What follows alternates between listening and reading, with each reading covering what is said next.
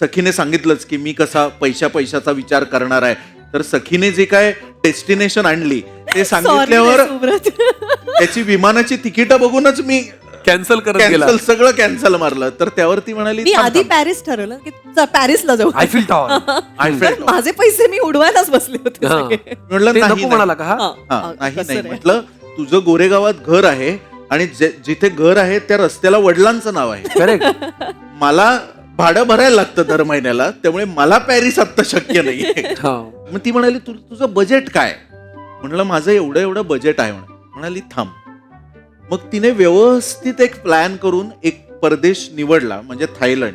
आणि तिने मला पूर्ण प्लॅन करून दिला आणि आमचं जे काही त्यावेळेस अगदी तुटपुंज बजेट होतं 50-60 हजाराचं, त्या सगळ्यात तिने 8-9 दिवसांची संपूर्ण ट्रिप 11 दिवस. एक महत्वाची सूचना, हे एक असं जोडपं आहे जे कमी बजेटमध्ये थायलंडला 8 दिवस जाऊ शकतं. हो. मी गोव्याला गेलो होतो, 4थ्या दिवशी घरी परत होतो. नाही, ते कसं होतं आमच्यात, आता मी तुला सांगते, आम्ही 11 दिवसांची ट्रिप केली.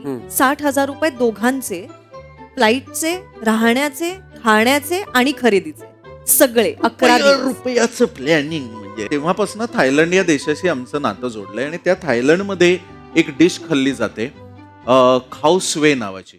काय? खाऊस्वे. खाऊस्वे साठी लागणारं साहित्य काय ते घेऊन या.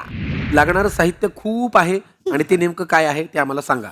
हा, तर सगळ्यात आधी आपण काही गोष्टी तयार करून घ्यायच्या आहेत. म्हणजे नूडल्समध्ये हक्का नूडल्स आता सगळीकडे मिळतात, अगदी गावागावात, म्हणजे आमच्या बांद्यात सुद्धा मिळतात. तर हक्का नूडल्स सगळ्यात आधी आपण उकडून घ्यायच्या.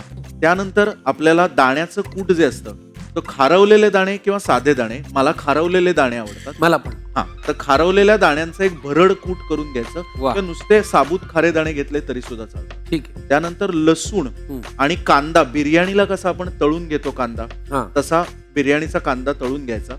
आणि लसूण असेल तर लसूण सुद्धा बारीक चिरायची आणि ती थोडीशी तेलावर परतून साईडला ठेवून द्यायची. ठीक आहे. काही लिंबाचे फोडी चिरून ठेवायच्या, बाजूला चिरून ठेवायच्या. आता ही झाली टॉपिंगची तयारी. हे सगळं नंतर येणार. आता आपण मुख्य कृतीकडे वळू. त्याच्यात एक सूप सारखं, ज्याला आपण ब्रॉथ म्हणतो, किंवा आपल्याकडे कढी असते, कढी असते ना, कढी, अगदी कढी सारखं ठीक दिसणारा एक प्रकार त्याच्यात आपण तयार करतो. त्यासाठी 2 भाग आहेत त्याचे. एक तर नारळाच्या दुधाचा त्याला बेस असतो, सो आपल्याला नारळाचं दूध लागणार आहे. त्यानंतर बेसन लागणार आहे. भाज्या ज्या काही अवेलेबल आहेत त्या चिरून घ्यायच्या, पण काय झुकिनी, ढोबळी मिरची असते वेगळ्या वेगळ्या रंगाची, ती, मशरूम, अशा ज्या काही भाज्या असतील त्या चिरून घ्यायच्या.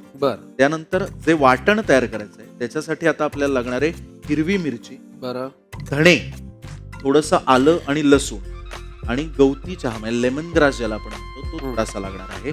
आणि या व्यतिरिक्त आपल्याला हळद लागणार आहे, मीठ लागणार आहे, गुळ पावडर लागणार आहे, आणि पातीचा कांदा जो असतो तो पातीचा कांदा चिरून घेतलेला आहे, कोथिंबीर आहे, आणि करी पावडर म्हणजे कुठलाही गरम मसाल्यासारखा जो मसाला असतो तो आपल्याला लागणार आहे.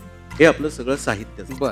आणि जर तिखट आवडत असेल तर त्या लोकांना आजकाल बाजारात चिली ऑइल नावाचा एक प्रकार मिळतो. करेक्ट. आणि तो रेडीमेड आणला तरी चालतो. तो तुम्हाला जर तिखट आवडत असेल तर तोही आहे. खाली सोया सॉस पण आहे आणि चिरलेली मिरची पण आहे, तमालपत्र. आणि तमालपत्र आहे. पण ते तमालपत्र याच्यासाठी ठेवलंय त्यांनी, सजावटीसाठी ठेवलंय. तमालपत्र आपण वापरत नाही. तसा काही त्याचा पदार्थामध्ये फार उपयोग नाही. उपयोग नाही. साहित्य आम्हाला कळलेलं आहे.